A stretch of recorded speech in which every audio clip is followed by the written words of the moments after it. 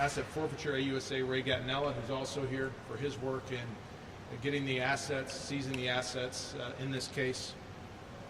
Other AUSAs that helped out with this case, AUSA Amanda Brown, who helped with the initial response to this case 3 years ago on this day. We also want to thank our legal support staff who did so much to put together all the discovery and all the evidence in this case and make sure it was properly stored and produced to defense counsel, and also thank Joe Cantu and his team in our litigation support section for their work in making sure everything was properly organized and everything was properly marked and presented at trial. This truly was a cooperative effort, and that cooperation required our law enforcement partners who are also represented here today. I'd like to thank all our federal, state, and local law enforcement partners who participated in this case in all their different capacities. Truly was a cooperative effort, and this is what good law enforcement looks like, when you've got multiple agencies coming together, nobody caring who gets the credit, and just getting the job done. And today was not the end of the job. There are other defendants that still have to be sentenced, and at least one that has to be a case that may be tried.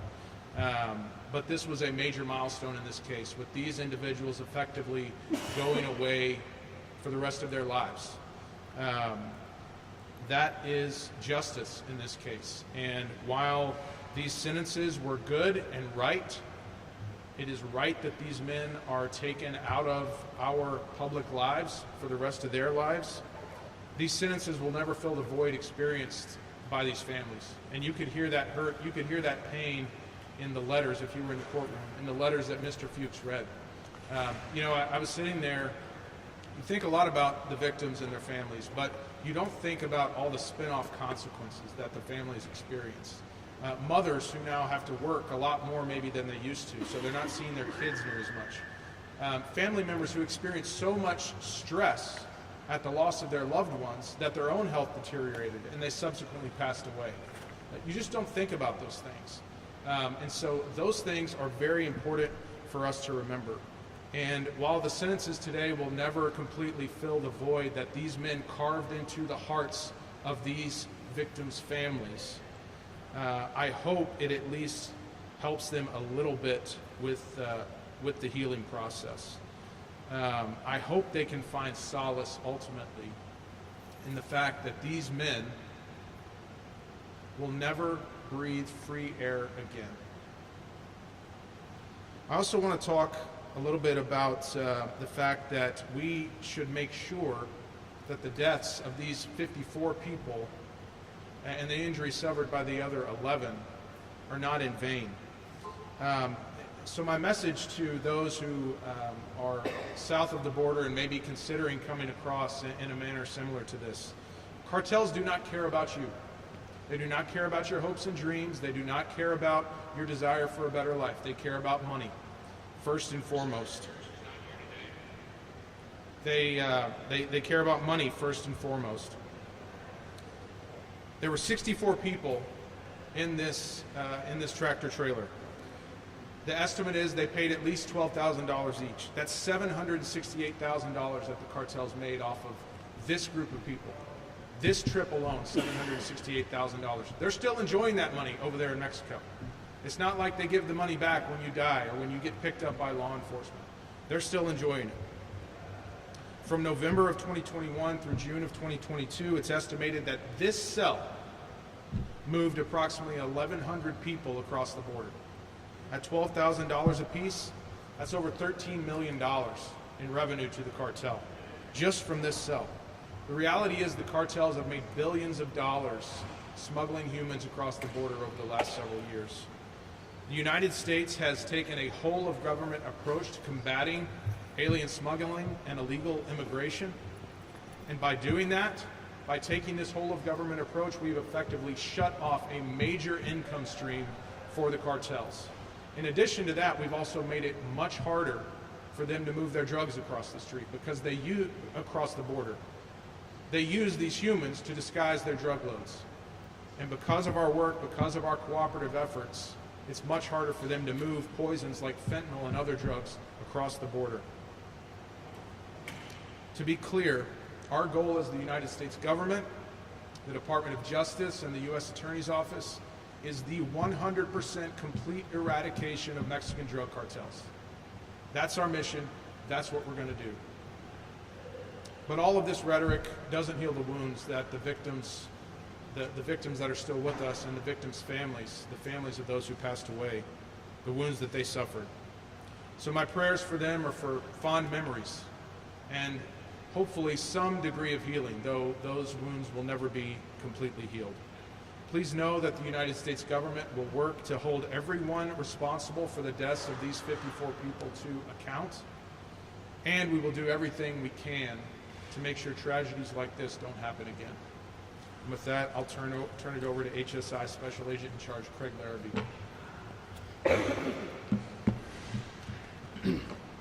Thank you, U.S. Attorney Simmons. Hello, everyone. Thank you for being here this morning.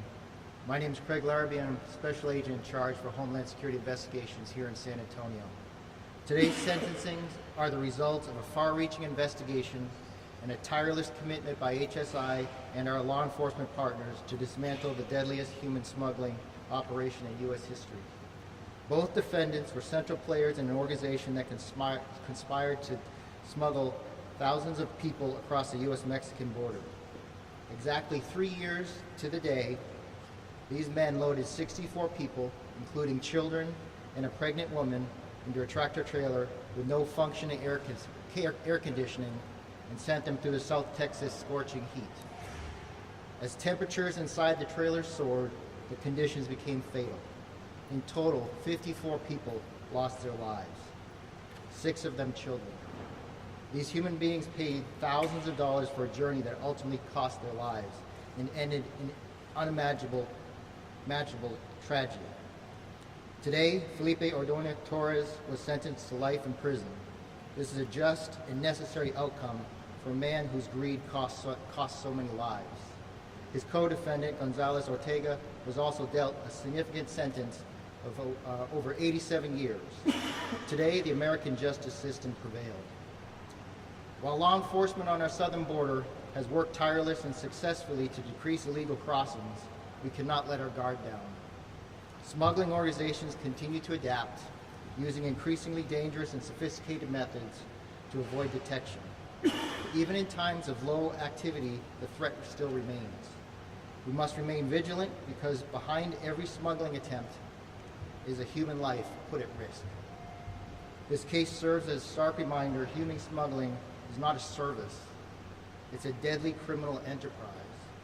And HSI will pursue the smugglers relentlessly wherever they operate. No one who participates in smuggling of human will escape the reach of our justice. I want to extend my sincere thanks to the agents, the attorneys, the support staff that made this all possible, as well as our first responders and the medical personnel and our partners at every level of government who contribute to this case. Through everyone's hard work that got us here today, we honor the memory of the victims and remain committed to our mission to pursue the criminal networks so we can prevent tragedies like this from ever happening again. Thank you.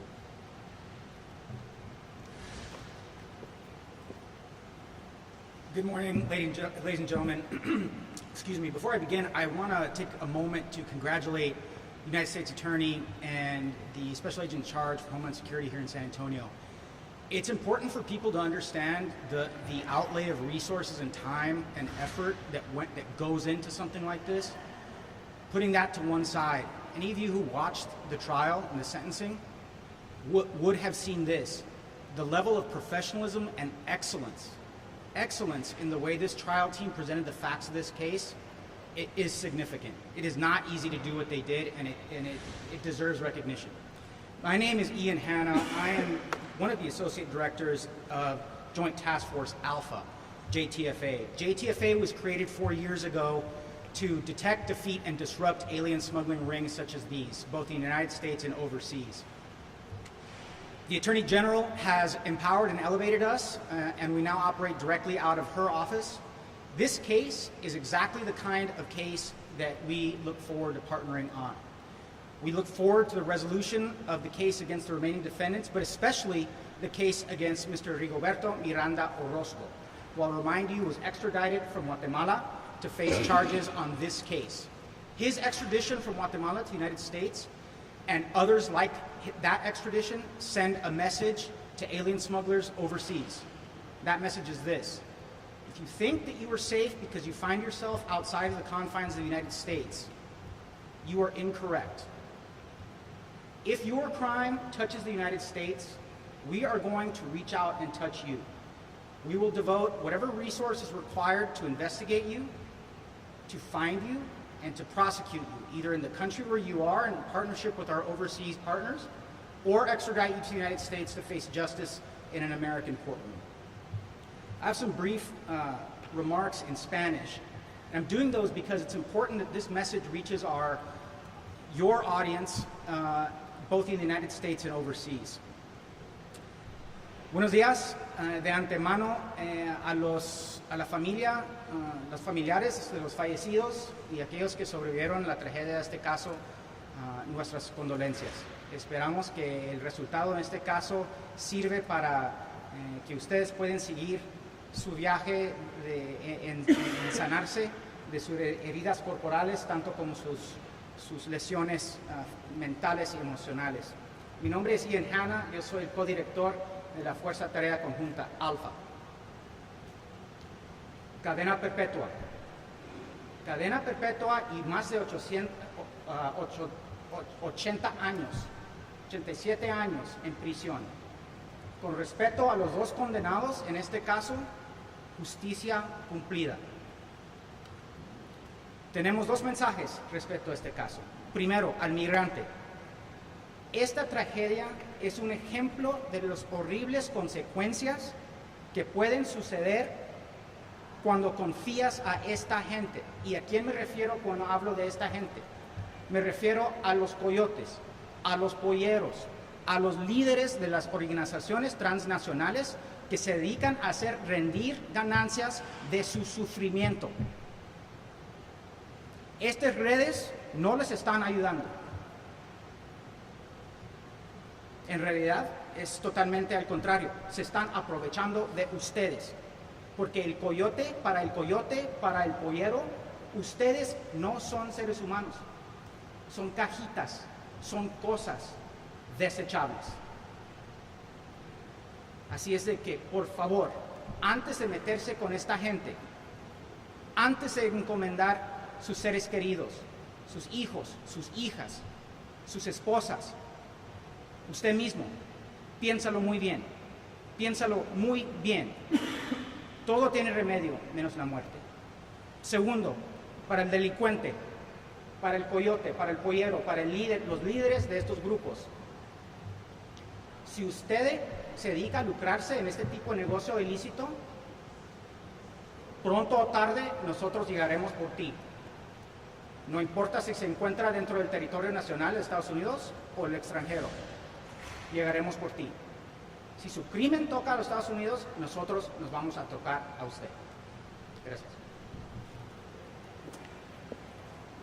All right, we can open to questions now. Let's start from this side and just move our way to the end over there.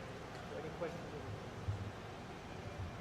I have a question. The judge very specifically said that he does not want 32-year-old Felipe Orduna-Torres to be deported by ICE. Is there anything that can be done to make sure he serves his sentence here in the U.S. and he's left to Frank? He goes back to Mexico with money. He's going to have a better self than I have the partner. No, that's an excellent point.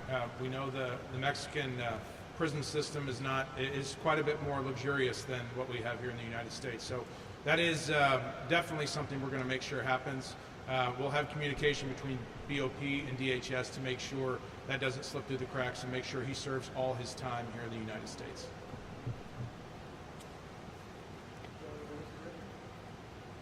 Any questions here in the center? Questions on this?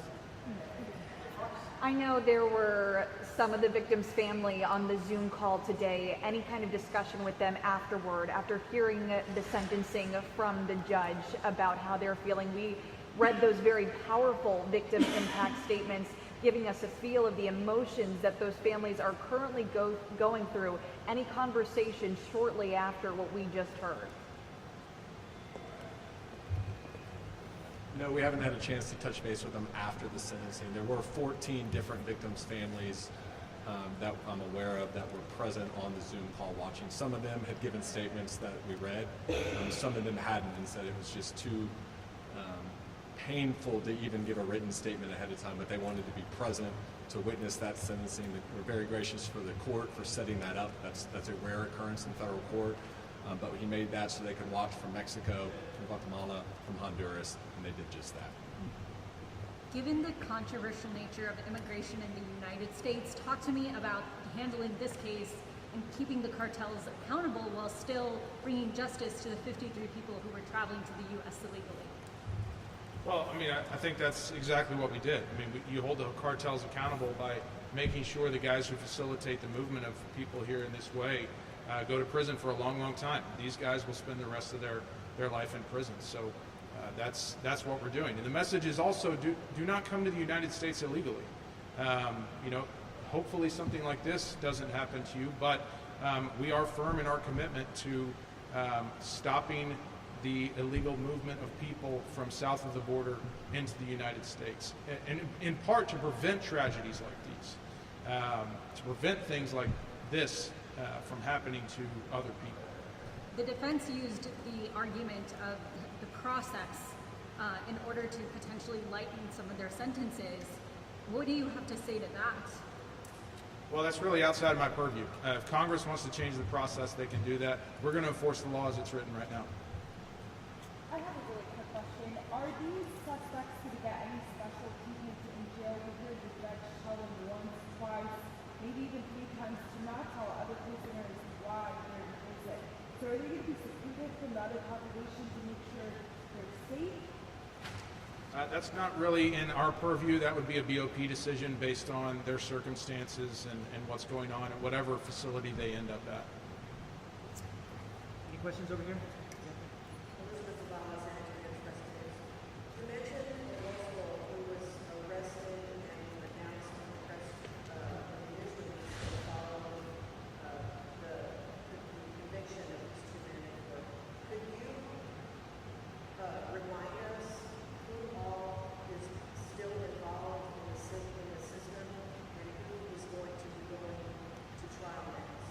I'll ask Mr. Fuchs if he would address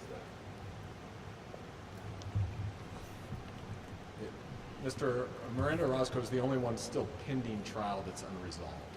He just got here from the United States, I think it was back in March, or from Guatemala back in March, and so we're working through the discovery process and having conversations with his attorney to feel how that case develops. Everybody else that has been charged in this case, which I think was an additional 6 defendants, have pled guilty. Those sentences are all set currently in December of this year before Judge Garcia, and so we will wait and see what sentence each of them gets at that time. So there's 6 more. I did the number off the top of my head, but if I can count them around that. Thanks very much. Thank you. Any follow-ups? Does the sentence today set a precedent going forward? I mean, given the fact that the judge commented that this was a life sentence for the 32-year-old? I hope so. I hope people take it that way as a warning, like do not participate in this activity. We will find you, you will be held accountable, and you will go to prison for a very, very long time. That's the message we want people who would consider this to hear today. Going once? All right. Thank you very much. Thank you all. Thank you.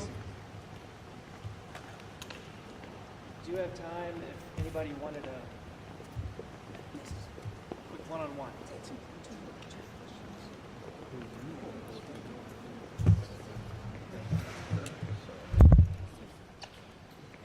Good? One-on-one? Okay.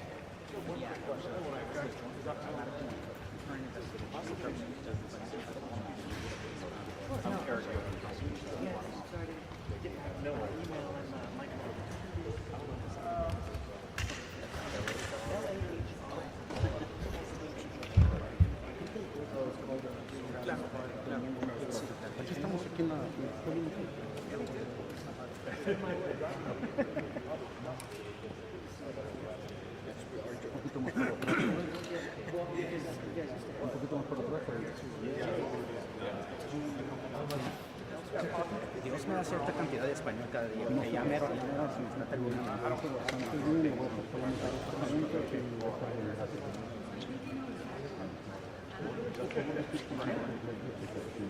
Sí, buenos días. Ian Hanna, co-director de la Fuerza de Tarea Conjunta.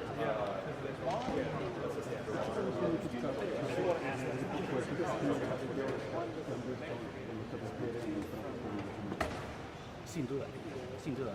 Sobre eso no hay cuestión.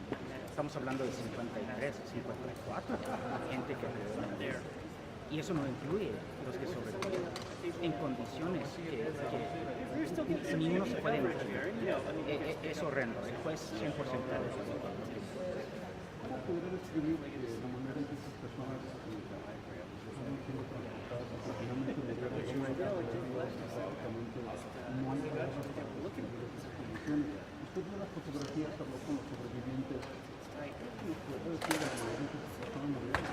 Bueno, primero, en las condiciones en las cuales se movieron.